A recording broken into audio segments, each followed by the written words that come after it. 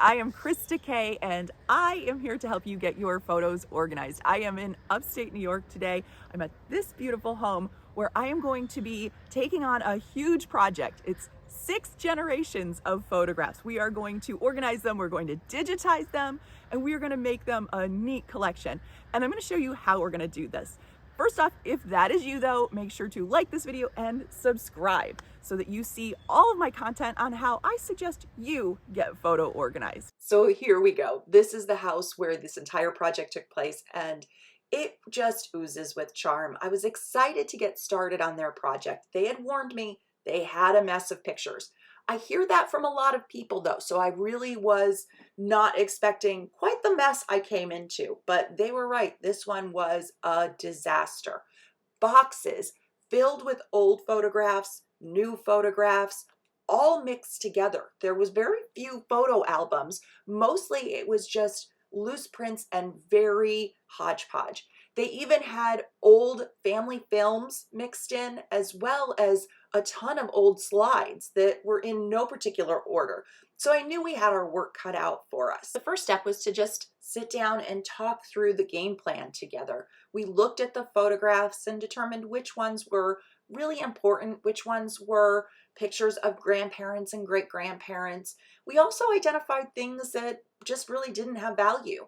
We took pictures out that were people we couldn't identify, landscape, things that didn't mean anything to their family or their future generations. While we were doing this, we also started to separate out the photos into different groups. We took over the dining room, spread out everything on the dining room table, even some of the dining room floor. So we really did take up a lot of space, but it was easier to spread it all out and see what we were working with. We put things in groups by the type of images they were. So the slides went in one section, photo albums in another, and then prints in another section.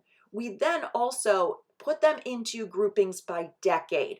We felt that if we put them in 10-year spans, that narrowed down the time frame, but it was a lot less pressure on us to not be exact and to just kind of get an idea of the time that the photos fell into. I personally do not believe you need to be spot on with determining what year a photo is from. Really just getting in the ballpark is totally fine.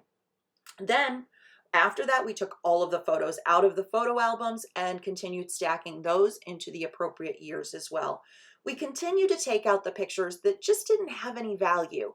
There were pictures that were blurry or pictures that we couldn't identify the people in them, even some that were landscape and just things that just didn't have any value to the family.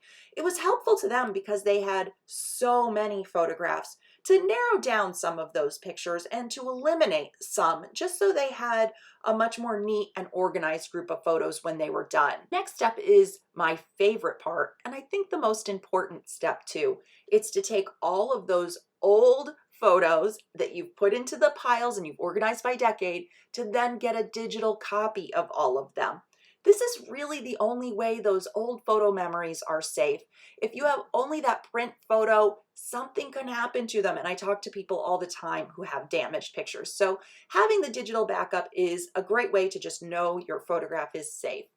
I suggest the Epson Fast Photo for getting that job done. I love this photo scanner. I use it all the time and I've had nothing but great luck with it. I'm going to leave a link to it down below so you can check it out for yourself, but I highly recommend it. So it's a photo scanner. What it will do is scan stacks of photos at the same time. So you can zip through piles of photos in a matter of minutes. I was able to scan a majority of their photos using just this scanner. Most of them worked perfectly fine to go through that feeder, and I got a great quality scan. But this scanner is not going to be the best option if you have things that are still in the frame and can't come out, things printed on glass or tin, cardboard. Those items need to go on a flatbed scanner. I use the Epson V550 flatbed scanner. I'll leave the link to this down below. Another great option is the Epson V600. They're both great scanners for scanning photos using a flatbed. This is going to be great for things that are a little bigger. It will scan up to an 11 by 14. It also will let you scan things on board like these photos or glass or tin.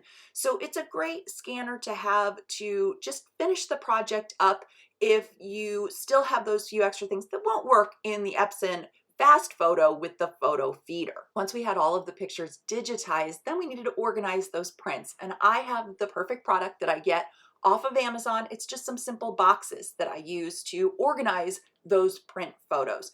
Now, I get asked all the time, what do you do with the prints after you have the digital copy of them? And I honestly suggest keeping them if you can. I know some people don't have the space for them, or it can be a lot of photos. So narrowing them down a little bit is okay, but then taking those pictures and organizing them into a nice system of boxes is the way to go to keep them neat and clean together and really organized. Once we were done, we were able to consolidate years of pictures into just these few boxes. It was simple by just taking pictures out of the albums, out of the frames, and eliminating a lot of the pictures that just weren't necessary. The last step was just to double check that pile of pictures that we had eliminated, just to make sure we were comfortable getting rid of everything that was in that group. It was a lot of duplicate photos, landscapes, old greeting cards, things that the family just did not want to keep. After we double checked that, we felt really comfortable with what we were throwing out, and we were really happy with what we narrowed that collection down to. So there you have it. That is what we did today to get photo organized.